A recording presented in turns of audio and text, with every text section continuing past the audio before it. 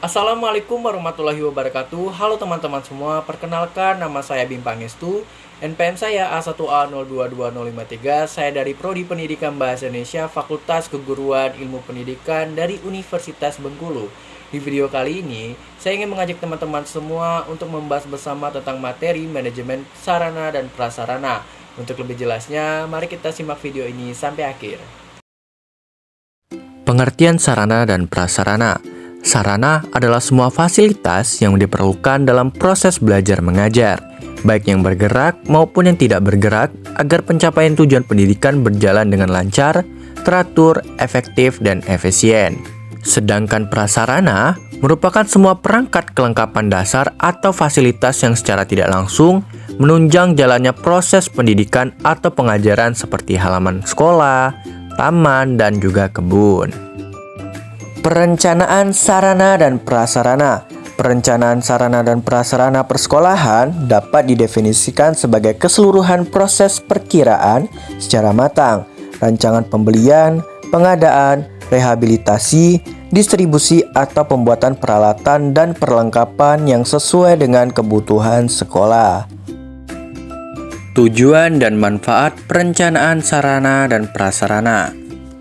Tujuan diadakannya perencanaan sarana dan prasarana yaitu 1. Untuk menghindari terjadinya kesalahan dan kegagalan yang tidak diinginkan, dan 2. Untuk meningkatkan efektivitas dan efisiensi dalam pelaksanaannya. Manfaat diadakannya perencanaan sarana dan prasarana yaitu 1. Dapat membantu dalam menentukan tujuan. Kedua, meletakkan dasar-dasar dan menentukan langkah-langkah yang akan dilakukan.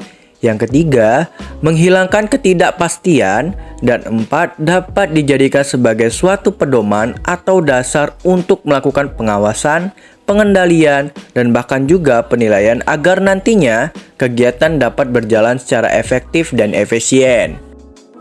4. Persyaratan perencanaan sarana dan prasarana. Menurut Mulyasa, persyaratan perencanaan sarana dan prasarana yaitu sebagai berikut.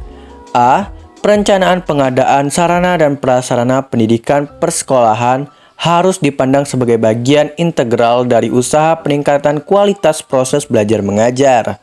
B. Perencanaan harus jelas.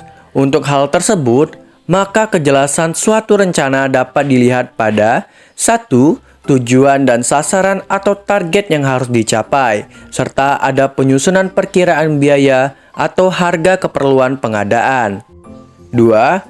Jenis dan bentuk tindakan atau kegiatan yang akan dilaksanakan. 3. Petugas pelaksana atau misalnya guru, karyawan, dan lain-lain. 4. Bahan dan peralatan yang dibutuhkan. 5. Kapan dan di mana kegiatan dilaksanakan. Yang keenam, realistis, artinya rencana tersebut dapat dilaksanakan. C. Berdasarkan atas kesepakatan dan keputusan bersama dengan pihak-pihak yang terlibat dalam perencanaan. D. Mengikuti pedoman atau standar jenis, kuantitas, dan kualitas sesuai dengan skala prioritas. E. Perencanaan pengadaan sesuai dengan plafon anggaran yang disediakan. F. Mengikuti prosedur yang berlaku. G. Mengikutsertakan unsur orang tua murid. H. Fleksibel dan dapat menyesuaikan dengan keadaan, perubahan situasi, dan kondisi yang tidak disangka-sangka. I. Dapat didasarkan pada jangka pendek 1 tahun, jangka menengah 4-5 tahun, jangka panjang 10-15 tahun. Perencanaan pengadaan barang bergerak dan barang tidak bergerak. A. Barang bergerak. 1. Barang habis pakai. A. Menyusun daftar sarana sekolah yang disesuaikan dengan kebutuhan dan rencana kegiatan sekolah tiap bulan. B. Memperkirakan biaya untuk pengadaan barang tersebut setiap bulan. Dan C. Menyusun rencana pengadaan barang tersebut menjadi rencana triwulan, tengah tahunan, dan kemudian menjadi rencana tahunan. B. Barang tidak habis pakai. A. Menganalisis dan menyusun keperluan sarana dan prasarana sesuai dengan rencana kegiatan sekolah, serta memperhatikan fasilitas yang masih ada dan yang masih dapat dipakai. B. Memperkirakan biaya sarana dan prasarana yang direncanakan dengan memperhatikan standar yang telah ditentukan. C. Menetapkan skala prioritas menurut dana yang tersedia, urgensi kebutuhan, dan menyusun rencana pengadaan tahunan. C. Barang tidak bergerak. 1. Tanah. A. Menyusun rencana pengadaan tanah berdasarkan analisis kebutuhan bangunan yang akan didirikan serta lokasi yang ditentukan berdasarkan pemetaan sekolah. B. Mengadakan survei tentang adanya fasilitas sekolah seperti jalan, listrik, air, telepon, transportasi, dan sebagainya. C. Mengadakan survei harga tanah. D. Menyusun rencana anggaran biaya bangunan. 2. Bangunan. A. Menyusun rencana bangunan yang akan didirikan berdasarkan analisis kebutuhan secara lengkap dan teliti. B. Mengadakan survei terhadap tanah di mana bangunan akan didirikan, luasnya, kondisi, situasi, status, perizinan, dan sebagainya. C. Menyusun rencana konstruksi dan arsitektur bangunan sesuai pesanan. D. Menyusun rencana anggaran biaya sesuai harga standar yang berlaku di daerah yang bersangkutan. Dan E. Menyusun pentahapan rencana anggaran biaya atau RAB yang disesuaikan dengan rencana pentahapan pelaksanaan secara teknis serta memperkirakan anggaran yang akan disediakan setiap tahun dengan memperhatikan skala prioritas yang telah ditetapkan berdasarkan kebijakan Dinas Pendidikan. Selanjutnya, inventarisasi sarana dan prasarana. Inventarisasi berasal dari kata zinventaris, Latin inventorium, yang berarti daftar barang-barang, bahan, dan sebagainya. Tujuan inventarisasi sarana dan prasarana menurut Barnawi adalah sebagai berikut. A. Untuk menjaga dan menciptakan tertib administrasi sarana dan prasarana yang dimiliki oleh suatu sekolah. B.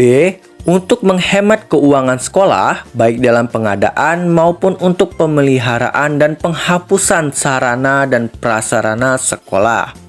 C. Sebagai bahan atau pedoman yang menghitung kekayaan suatu sekolah dalam bentuk material yang dapat dinilai dengan uang. Dan D. Untuk memudahkan pengawasan dan pengendalian sarana dan prasarana yang dimiliki oleh suatu sekolah. Pemeliharaan sarana dan prasarana. Pemeliharaan sarana dan prasarana pendidikan menurut Barnawi adalah kegiatan untuk melaksanakan pengurusan dan pengaturan agar semua sarana dan prasarana selalu dalam keadaan baik dan siap untuk digunakan secara berdaya guna dan berhasil guna dalam mencapai tujuan pendidikan. Penghapusan sarana dan prasarana. Penghapusan sarana dan prasarana adalah proses kegiatan yang bertujuan untuk mengeluarkan atau menghilangkan sarana dan prasarana dari daftar inventaris, karena sarana dan prasarana tersebut sudah dianggap tidak berfungsi sebagaimana yang diharapkan, terutama untuk kepentingan pelaksanaan pembelajaran di sekolah. Nah, itulah teman-teman materi tentang manajemen sarana dan prasarana. Semoga materi ini dapat bermanfaat untuk kita semua. Saya akhiri, wassalamualaikum warahmatullahi wabarakatuh.